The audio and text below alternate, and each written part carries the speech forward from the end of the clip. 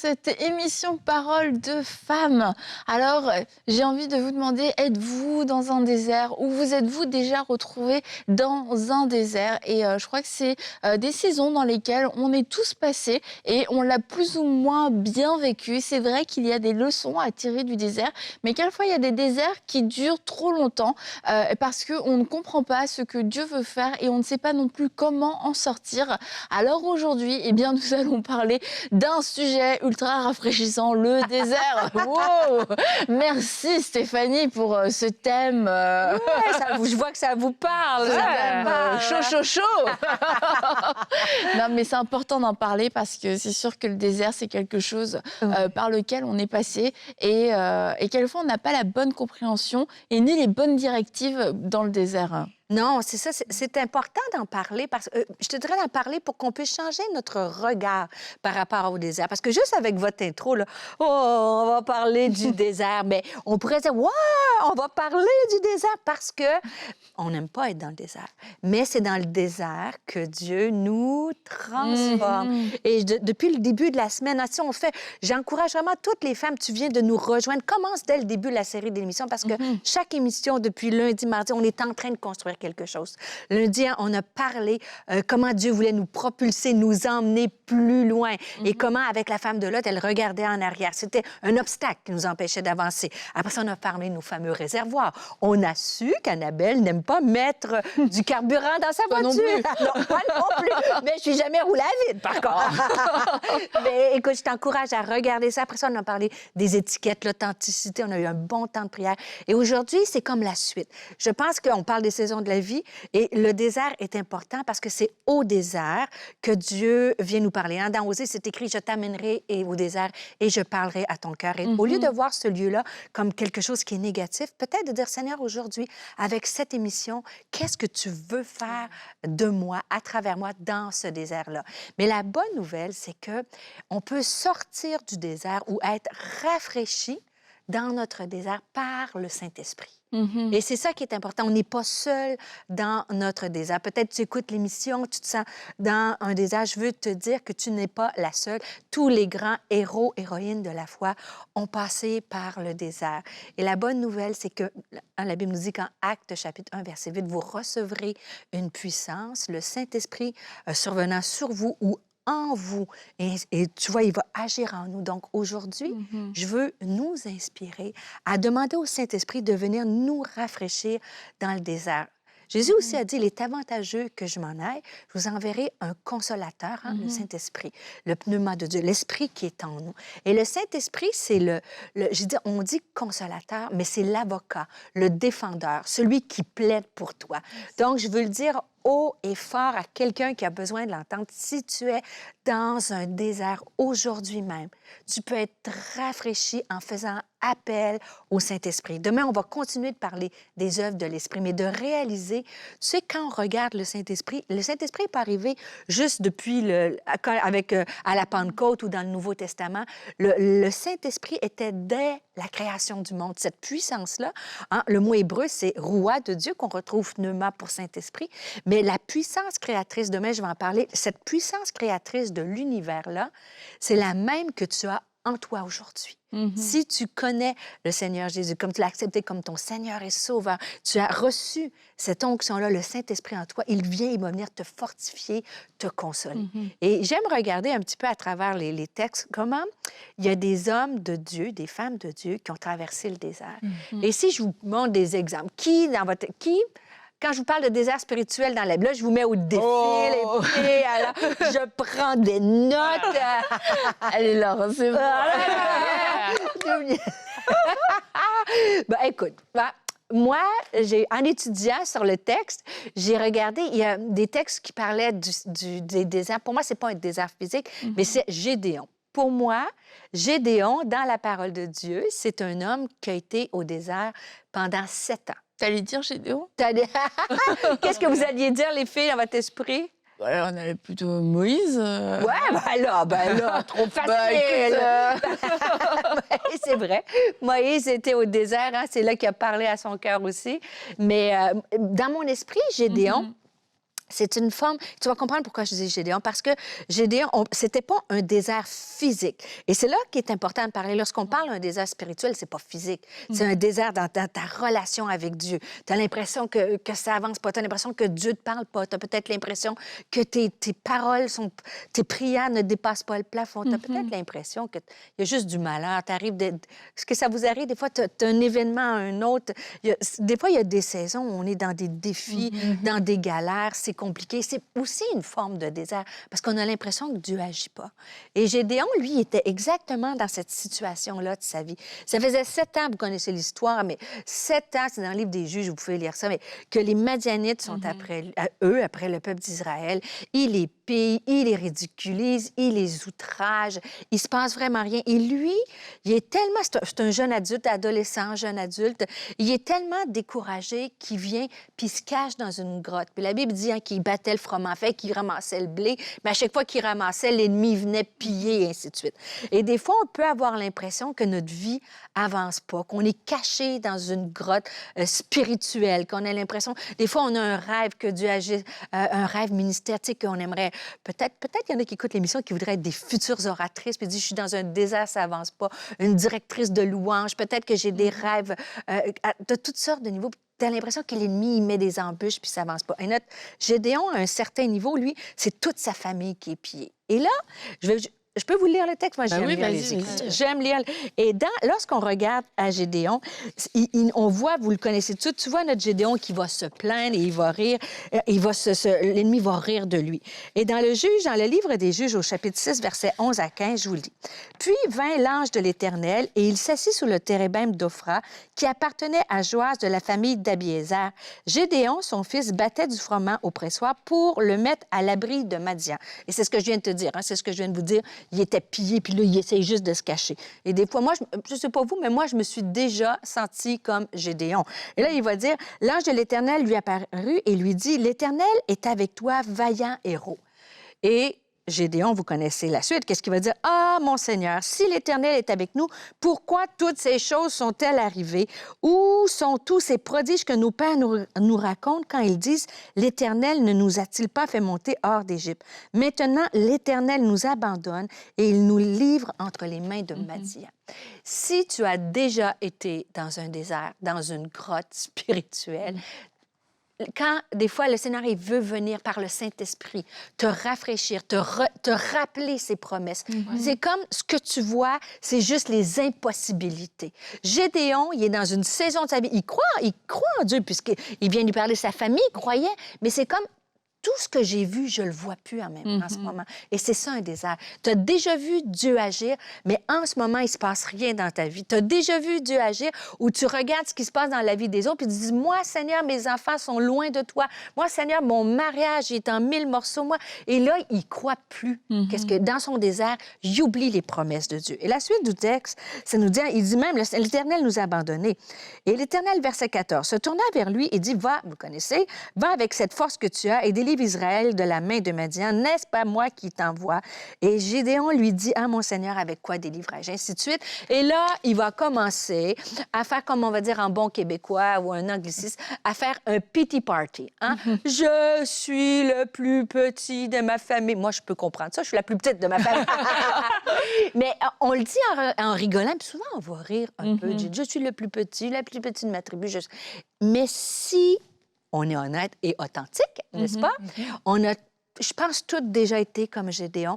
Quand tu te sens asséché, quand tu ne vois pas Dieu agir, tu as l'impression que tu es petit, que Dieu t'a oublié, que tu ne vaux rien, que tu ne seras pas capable. Et pourtant, Dieu, à ce moment-là, désert, il lui rappelle sa mission. C'est toi qui vas délivrer le peuple. Mais Gédéon n'y croit plus. Et savez-vous comment Gédéon passe de ce jeune adulte-là, découragé, pendant 7 ans, pillé. Il va partir de cette saison-là et Dieu va faire de lui un des plus grands héros de la foi. En fait, c'est dans son désert que Gédéon va être transformé pour devenir un des plus grands leaders. Écoute, son nom va être dans le temple de la renommée, hein, dans la Bible, en Hébreux 11, hein, que dirais-je, il parle tous les grands héros de la foi et Gédéon. Et pourtant, Gédéon, c'est celui qui est papa, qui se plaint, qui fait. Et moi, j'ai pas de jugement par rapport à Gédéon. Et savez-vous, je me suis posé la question, comment Gédéon a passé de cet état-là à ce héros-là? Discussion. Le désert. Oui. Je Bon, alors je vois pas que trop me c'est... tromper. Oui, mais qu'est-ce qui a fait qu'il a été transformé au désert? Qu'est-ce qui s'est passé? Je te pose la question.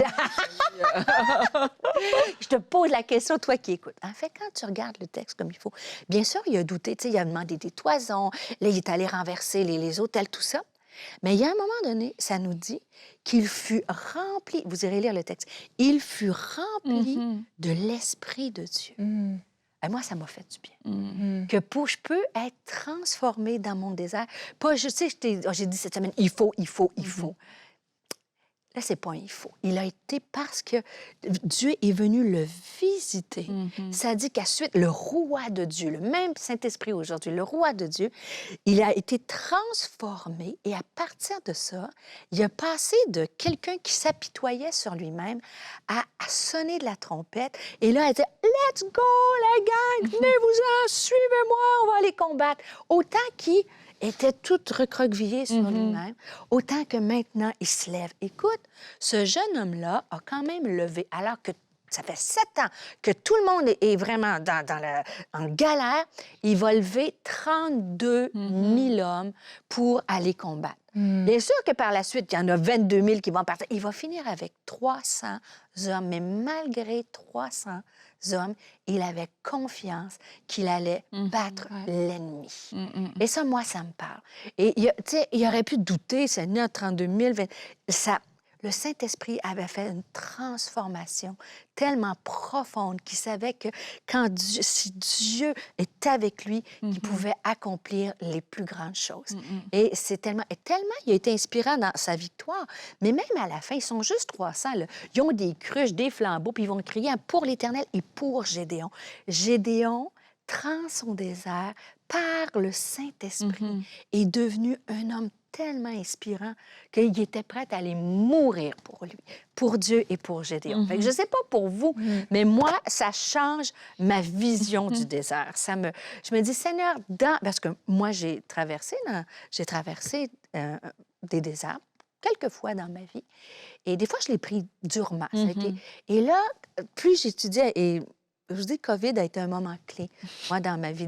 Et j'ai traversé un désert et Dieu m'a transformée. Mais je ne sais pas, vous, est-ce que vous avez déjà eu ces déserts-là où Dieu est sorti quelque chose de fantastique dans votre désert? Ouais. Déjà, c'est une super histoire, hein, c'est super encourageant. La première chose que j'aime là-dedans aussi, c'est de réaliser que même s'il y a un désert, Dieu, il est quand même là. Il est quand même présent, même si on ne le sent pas. Il est quand même là, il veille. Donc ça vient réconforter parce que des fois, on peut se sentir abandonné. Ensuite, de se dire vraiment qu'un désert, oui, on peut le vivre, ça peut paraître dur, mais si on vit un désert, c'est qu'il y a une raison. Il y a Dieu qui permet pour pouvoir opérer quelque chose au travers de nous aussi, une transformation, peut-être réétablir des fondations ou quelque chose. Et moi, c'était mon cas. Moi, à un moment donné, j'ai vécu, ça m'a bien secoué là. Je ne m'attendais pas à vivre ça. Je pense qu'on ne s'attend jamais à vivre un désert quand ça arrive. C'est le truc. Salut! Salut!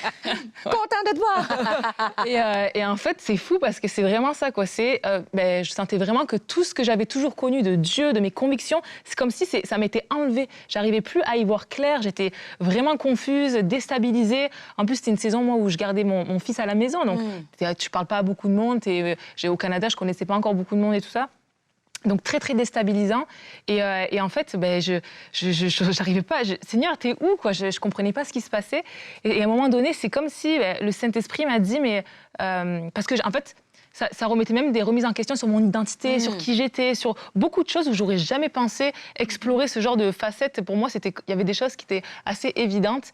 Et c'est comme si le Saint-Esprit me disait, mais Laure, maintenant, qu'est-ce que tu veux croire? Sur quoi tu veux établir tes fondations? Et oui, dans le passé, tu as pu aller à l'église, tu es dans une famille chrétienne, tu as déjà lu un peu la Bible.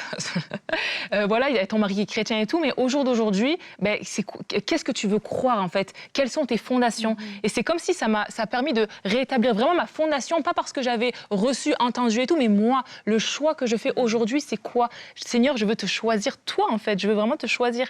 Et en fait, ça a changé toute ma perspective de pensée parce que à partir de là, c'est peu importe ce qu'il y avait autour, ou même les attaques de l'ennemi, ou même les pensées et tout, ben, je me référais à la parole de Dieu, en fait, et à la vérité. Et ça m'a vraiment permis, en fait, c'était ma première étape dans ce désert, mais de me dire, ben, maintenant, peu importe quoi, ben, je base ma vérité, je base mes convictions, et même si c'était déjà un peu comme ça avant, mais là, c'était vraiment moi, c'était mon choix personnel. Même quand je suis ébranlée, en fait, ben, c'est toi, Seigneur, que je choisis. Parce que c'est vrai que quand tout paraît beau et tout, c'est facile de dire, Seigneur, je crois en toi, Seigneur, je m'appuie sur toi, Seigneur, tout ça. Mais quand tu es déstabilisé et que tu sais plus sur quoi tenir, que tu es comme... ben, c'est là où c'est comme, oui, mais là, quand c'est dur, est-ce que tu me choisis aussi? Est-ce que tu sais que je suis là, même quand tu me sens pas? Et voilà, moi, c'était mon expérience. Le désert, comme tu dis, c'est un passage, en fait. Et on le voit pas forcément venir, parce que s'il y avait une pancarte désert... C'est pas pas la destination forcément, qu'on prendrait. Mais sur notre chemin d'obéissance avec le Seigneur, bah oui, il y a des temps de désert qui sont pas des temps de punition. Et c'est pas des temps non plus parce que tu as forcément fait quelque chose de mal. Quelquefois, oui, on passe par des déserts parce qu'on a pris une autre direction, etc. Mais il y a des déserts qui font juste partie du chemin. Et en fait, c'est le moment où on doit se rappeler, bah, le Saint-Esprit est avec moi et c'est un allié. Et de ne pas me retourner contre Dieu dans le désert. Mais pourquoi tu m'as amené ici? C'est de dire, bah, je suis là et je sais que je suis dans la bonne direction. Donc, bah, accompagne-moi dans ce désert parce que je vois pas comment je vais réussir, premièrement. Et deuxièmement, parce que bah, je vais m'attendre à toi. Parce que je comprends que dans le désert, il y a quelque chose à vivre. Et j'ai besoin de toi pour pouvoir le vivre. Et quand on réalise que le Saint-Esprit est là, et je pense que quelquefois, ça nous prend un petit moment parce qu'on se réajuste, on a perdu nos repères. Il peut y avoir de la solitude aussi, beaucoup dans le désert, être très entouré. Mais c'est quelque chose qui va être très intérieur et que quelquefois, on a du mal à expliquer, à partager. Puis c'est quand on en sort ou quand on commence à y voir plus clair. Ah, j'étais dans un désert, c'était ça le désert. Mais de se rappeler, OK, le Saint-Esprit est là. Et je peux compter sur lui et que même dans le désert, il y a une provision. Parce qu'on a l'impression quelquefois que le désert, c'est un endroit où on va mourir. Mais en fait, c'est un endroit qu'on va traverser. Et dans ce désert-là, il y aura de l'oasis. Dans ce désert-là, il y aura de la manne. Mais il faut que je puisse me tourner vers celui qui va me le donner. Aller le chercher, et c'est le mot qui est clé. Moi, dans cette histoire de Gédéon-là, je n'avais pas réalisé que le Saint-Esprit, c'est lorsqu'il a été rempli du Saint-Esprit. Et moi, j'ai vécu un genre de ce moment-là, lorsque la COVID, quand il y a toute la période COVID, comme vous le savez, n'est-ce pas? Et moi, j'étais dans une prise de décision en 2019, juste avant que la COVID. Et puis, avec prière, jeûne, tout ça avec mon mari, j'avais parlé à Pasteur Claude, tout ça, j'avais décidé, on avait de commun accord. Pour moi, Pasteur Claude reconnaissait l'appel que c'était le temps où j'allais voyager, être en ministère itinérant. Donc, l'agenda est bien plein, tout va bien, 2020. Janvier 2020, il y a quelqu'un qui vient à l'église, parole prophétique, Stéphanie, c'est ton année. Super, j'en ai eu peut-être 3 dans ma vie. Donc, tu sais, je me dis, Seigneur, t'es avec moi. Alors, et finalement, je voyage et tout est parti. Et mars, je suis au Congo, à l'église là-bas, au Congo-Kinshasa. Et puis, j'ai pris un des derniers vols pour rentrer de Kinshasa. C'était comme, tu pensais que c'était l'apocalypse, la fin du monde. Tu sais, il n'y avait plus personne dans les avions. Les agents de bar, tu sais, c'était comme, ils étaient habillés comme des astronautes. Écoute, c'était... Et là, j'ai eu... Quand je suis arrivée chez moi, on commençait, donc il y avait la quarantaine, mais là, c'était plus que la quarantaine. Tu sais, mon mari vient me chercher, j'étais assise derrière tout seul de l'auto. Ils m'ont mis en haut dans une chambre, et tu sais, ils m'ont nourri comme ça, comme si... Donc là, évidemment, c'était sur la planète au complet. Et là, je commençais à avoir des messages, puis tu devines que tout le monde, le beau calendrier que j'avais, tout le monde m'annulait. Donc là, je lui commençais à... T'es en quarantaine, toute seule dans une chambre. Tu reçois tes messages Je vais être d'annulation. vraiment honnête avec vous, là. Je suis pas ici pour vous impressionner, mais les premiers mois, le premier mois, je regardais les infos, tu sais. On appelle au Québec en mouti, en jogging suit ou en pyjama, puis là, je me dis, ma vie est finie. Autant que je suis partie d'une période où c'était... Là, je suis tombée comme dans une période de désert. Tout le monde annulait. Et là, à la maison, je voyais qu'il y avait des défis dans ma maison. Et là, j'ai été quelques mois à me dire, pourquoi moi? Pourquoi ça arrive là? Pourquoi si? Pourquoi? Seigneur, je t'avais fait... Un peu comme Gédéon, tu sais, je t'avais fait confiance, eux aussi, pourquoi les... Bon, et dans ma salle à dîner, avec une simple tasse comme ça, ma Bible, Je me sentais dans un désert. Puis là, j'ai dit, Seigneur, il faut que tu viennes me rafraîchir. Il faut que tu viennes. Et le Saint-Esprit est vraiment venu. Et ça a changé ma perspective. Et là, j'ai dit, OK, je contrôle rien, c'est pas ça que je veux, mais toi, Saint-Esprit, t'es là. Et il a changé ma façon. C'est comme si je suis passée de abattue à guerrière. Je sais que j'ai ce tempérament. Et peut-être tu écoutes l'émission pour te dire, moi aussi, j'ai du caractère, mais des fois, dans le désert, on perd nos repères, on perd qui on est. Et là, finalement, c'est revenu. Et j'ai profité de cette année, grosse année et demie-là, pour être intentionnelle. Et là, j'ai mis des objectifs clairs pour mon ministère, comme j'ai partagé hier. J'avais éteint mes limites. Ça ne s'arrête pas là, ça commence. Et pour ma maison. Et j'ai été intentionnelle dans des aspects très, très, très spécifiques dans la vie de mes enfants. Et j'ai commencé une période de jeûne pendant toute cette année-là, au lieu de dire, je vais me laisser abattre dans le désert, Saint-Esprit. Et je veux le dire haut et fort parce que de cette période de désert-là, Dieu m'a fait fleurir. C'est là qu'il m'a parlé le plus parce que je cherchais sa présence, mais aussi, j'ai vu à partir de ce moment-là, dans l'année qui a suivi, Dieu intervenir d'une façon miraculeuse dans ma maison, dans la vie d'un de mes enfants. C'est personnel, je ne peux pas le partager, mais personnel à lui. Il écrivait son témoignage et Dieu est venu le visiter. Alors, je veux encourager quelqu'un, si tu es dans un désert. Des fois, c'est vrai, dans le désert, on est desséché, on a soif, on a l'impression, mais comme Gédéon, Dieu peut transformer ton désert et te transformer, toi, et te rendre, comme Gédéon, un guerrier qui a finalement vaincu l'ennemi. Et de ce désert-là, que tu puisses fleurir et avec l'aide du Saint-Esprit, pas par tes propres forces, pas comme superwoman, mais parce que dans ces moments-là, on est démunis. Mais dire juste, Saint-Esprit, viens en moi me rafraîchir et demander au Seigneur qu'il vienne te restaurer dans le désert. Si Dieu le fait pour moi, il peut le faire pour chacune d'entre nous. Et tu vois, ce que j'aime aussi dans ton histoire, c'est que tu as dit, je suis au bout de ma vie. Et là, tu n'étais plus en mode, non, mais je sais, ça va aller mieux. C'est comme moi, là, il n'y a plus trop d'espoir. On dit en rigolant, mais moi, j'ai été pasteur à Nouvelle-Vie pendant 20 ans. Magnifique église. Moi, j'étais pas malheureuse. C'est des rencontres de femmes qui ne rêveraient pas d'occuper ce poste-là, mais par obéissance. Tu sais, un désert, j'ai beaucoup aimé Annabelle, parce que des fois, on pense qu'on est au désert. Des fois, on a pris des mauvaises décisions, on se retrouve dans une période difficile. Mais moi, j'ai dit, Seigneur, moi, je vais faire un pas de foi, je suis bien, là, je pars par la foi. Tu pars par la foi?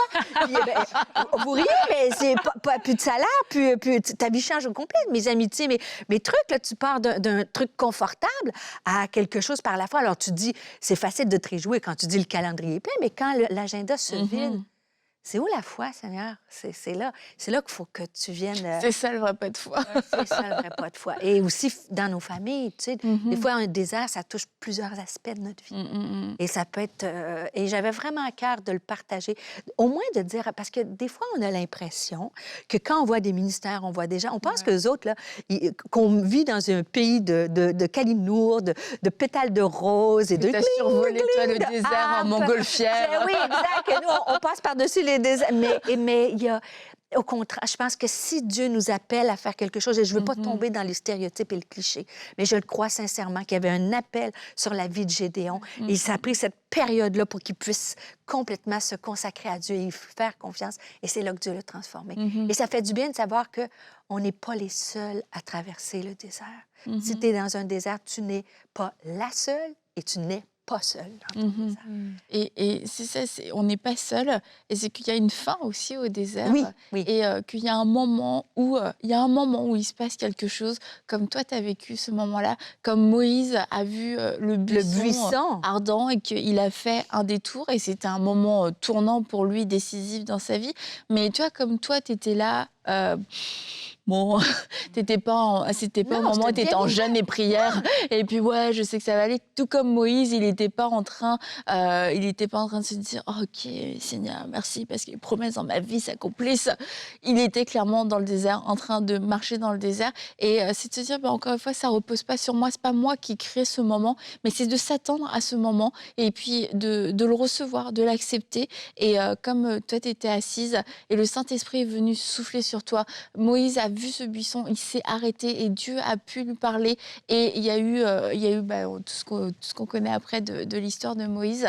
Eh bien, il peut y avoir ce moment aussi sur vous. Et on veut prier maintenant parce que tu es dans ce désert, tu es fatigué et on ne te dit pas, vas-y, lève-toi, fais 40 jours de jeûne. Non, c'est maintenant. C'est maintenant que le Saint-Esprit veut souffler sur toi. Est-ce que je peux te laisser prier? Tout à fait. Justement, j'aimerais qu'on prie que Dieu puisse rafraîchir chacune d'entre nous. Alors, Seigneur, je viens vers toi, Seigneur. Je viens avec l'autorité que tu me donnes, Seigneur, avec la compassion, Seigneur, mais je viens aussi avec la foi, Seigneur, que tu viens en ce moment, Seigneur, à travers cette émission. Tu viens de transpercer, aller au-delà des écrans et venir toucher le cœur de quelqu'un qui en a besoin, d'une femme en ce moment qui soupire, qui se demande même si tu la vois encore, si tu la vois, et tu lui dis aujourd'hui, je te vois dans ton désert, j'entends tes prières et je viens te rafraîchir, je viens te donner cette oasis que tu as besoin, je viens te redonner la foi aujourd'hui. Tu donnes à quelqu'un le don de la foi, de voir les choses qui ne sont pas comme elles vont devenir. Seigneur, tu donnes à une femme le don de la foi pour sa maison, pour sa famille. Seigneur, tu élèves des Gédéons dans ce lieu, Seigneur, qui vont se lever contre l'ennemi. Tu rafraîchis d'une façon surnaturelle. Mais cette pensée-là, de penser que tu n'es pas vu, tu es vu de Dieu, tu es entendu, tu n'es pas ignoré. Seigneur, tu souffles. Souffle comme tu l'as fait pour moi, comme tu l'as fait, Seigneur, pour réaliser ce vent doux, ce murmure qui vient redonner vie à ce qui est mort, qui vient redonner foi au doute, qui vient redonner confiance, Seigneur. Tu viens guérir. Je prie, Éternel, que tu puisses propulser aujourd'hui quelqu'un de dire, c'est aujourd'hui, je sors de mon désert. Aujourd'hui, le Saint-Esprit est venu me rafraîchir. Je te dis merci à l'avance parce que tu nous as donné ce consolateur, cette puissance en nous qui vient nous porter, le Paraclétos. C'est le Saint-Esprit qui nous porte, qui nous aide à terminer la course. Alors, je te dis merci. Seigneur, j'entends des témoignages, Seigneur, des femmes qui ont été visitées aujourd'hui.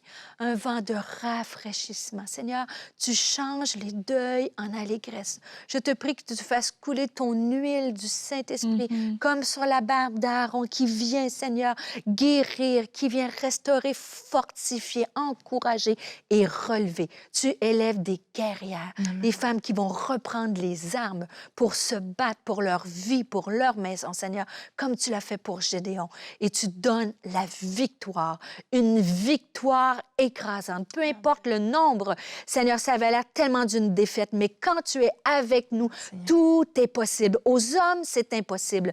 Dis-le à ton âme, tout a l'air impossible. Aux hommes, c'est impossible, mais à Dieu, tout est possible. Saisis-le pour ta vie aujourd'hui. C'est possible. Dieu est le même. Il ne change pas. Il est l'alpha et l'oméga. Ce qu'il a accompli dans le passé, il peut le faire encore aujourd'hui dans ta vie. Il n'a pas de favoritisme. Il t'aime et il te voit et il va agir. Amen. Amen. Merci les filles, merci Laure, merci Stéphanie. Et demain, ce sera notre dernière journée, Stéphanie, comme un peu du désert, mais t'inquiète pas, ça va aller. Et on va se retrouver, nous tous et nous toutes, demain pour une prochaine émission de Paroles de femmes.